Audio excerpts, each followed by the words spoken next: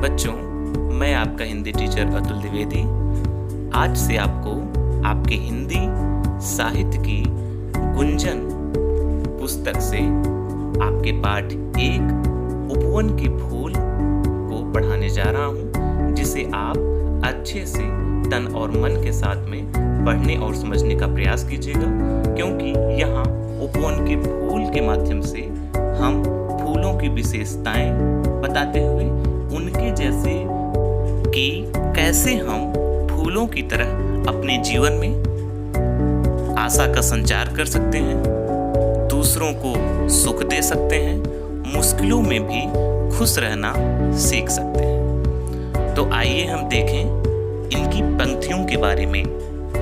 हम 4-4 पंक्तियों के माध्यम से इस कविता को समझने का प्रयास करेंगे। जैसे प्रथम 4 पंक्तियां हैं, हम उपवन के फूल मनोहर सबके मन को भाते, सबके जीवन में आशा की किरणें नई जगाते। यहाँ पे कवि कहता है कि पुष्प यह कह रहे हैं कि हम उपवन के फूल, हम इस बगीचे के फूल अत्यंत मनोहर हैं, अत्यंत सुंदर हैं, सबके मन को भाते, हम सभी प्राणियों के मन को बहुत अच्छे लगते हैं, सबके जीवन में आशा की किरणें नई जगाते। हम सबके जीवन की जो आशा है, सबकी जो जीवन है, उनमें हम नई आशा का संचार करते हैं, नई उम्मीद की किरण जगाते हैं। इसके बाद में हम 4 पंक्तियां और देखेंगे, जिसमें हिलमिल हिलमिल महकाते हैं, मिलकर क्यारी क्यारी, सदा दूसरों को सुख दें, यह चाहत रही हमारी।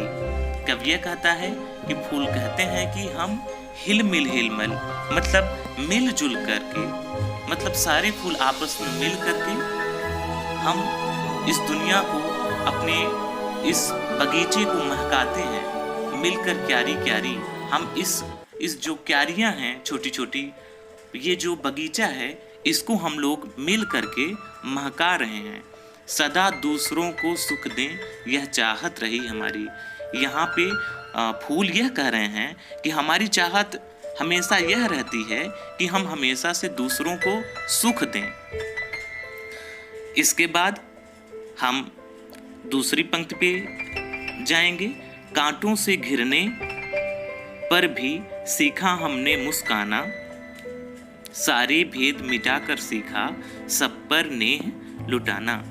यहाँ पे पुष्प यह कह रहे हैं, फूल यह कह रहे हैं कि कांटों से घिरने पर भी, कि इतने कांटों से हम घिरे रहते हैं, इतनी कठिनाइयां हमको घेरे रहती है, सीखा हमने मुस्काना। इसके उपरांत भी हम मुस्कुराना सीखते हैं, या हम हमेशा से मुस्कुराते रहते हैं। सारे भेद मिटाकर सीखा सब पर नेह लुटाना।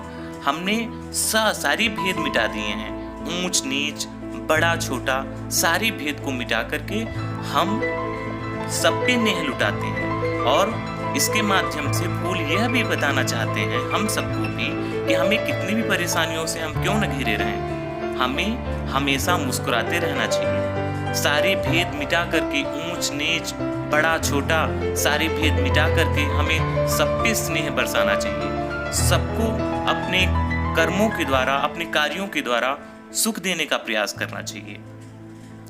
आए दूसरी पंक्ति देखें। तुम भी जीवन जियो फूल सा, सबको गले लगाओ, प्रेम गंध से इस दुनिया का हर कोना महकाओ।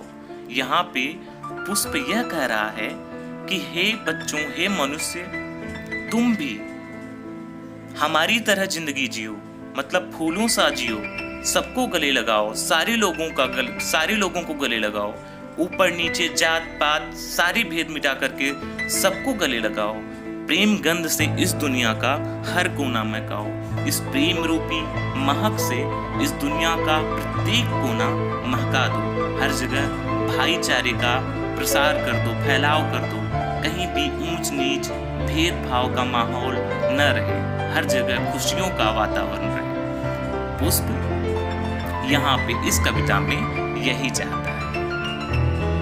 तो हमने इस कविता के माध्यम से यह जाना कि यह कविता हमें संदेश देती है कि हमें फूलों के समान दूसरों को सुख देने वाला, जीवन में आशा की किरणें जगाने वाला, कठिनाइयों का हंसकर सामना करने वाला, अपने प्रेम से दुनिया को महकाने वाला बनना चाहिए। धन्यवाद।